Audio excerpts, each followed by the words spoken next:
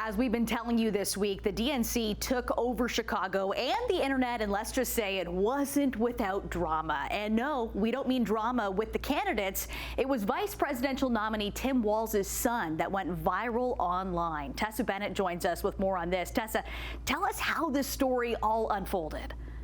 Nicole, Walz's 17-year-old son, Gus, had an emotional reaction seeing his father deliver an impassioned speech to supporters on the third night of the DNC. It's important to note that the teen has a nonverbal learning disorder, so while many were touched by the loving moment, prominent Republicans were quick to take aim. It's the honor of my life to accept your nomination for Vice President of the United States. Minnesota Governor turned vice presidential candidate Tim Walz gave a speech on Wednesday intended to breathe life into the current election cycle. We're all here tonight for one beautiful, simple reason. We love this country. But it wasn't his words that stuck with people. Walz's 17-year-old son, Gus, had an emotional response to seeing his father on stage at the convention, mouthing through tears, "That's my dad." Hope, Gus, and Gwen, you are my entire world, and I love you.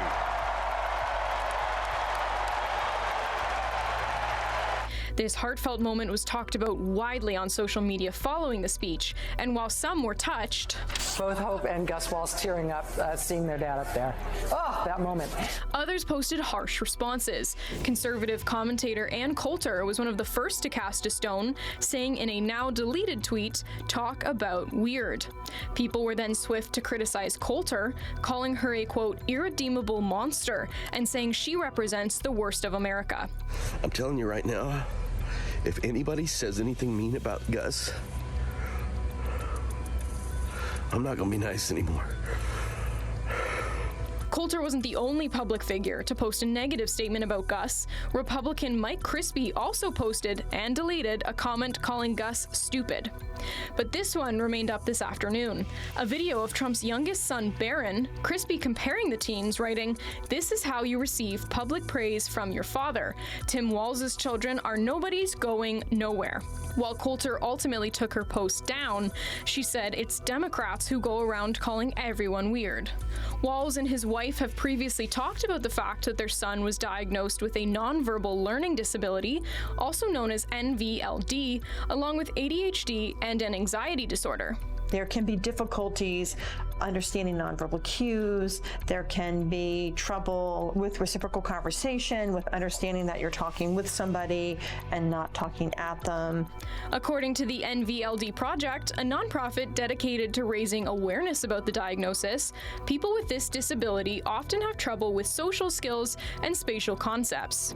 This harsh call-out from Coulter has also dredged up an old Comedy Central roast of Rob Lowe that turned into the roast of Coulter herself. And Coulter, if you're here, who's scaring the crows away from our crops? This online fiasco has opened a wider conversation among public figures about bringing someone's kids into the game.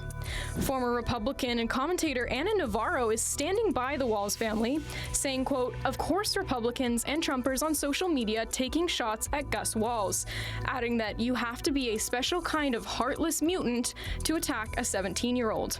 Navarro also saying when it comes to public scrutiny, she won't attack Donald Trump's son Barron as he's out of bounds. There are some Republicans coming to Gus Walz's defense. New York Congressman Mark Molinaro posted on X that Gus should be celebrated and supported, and that he's always believed in shielding children from attack.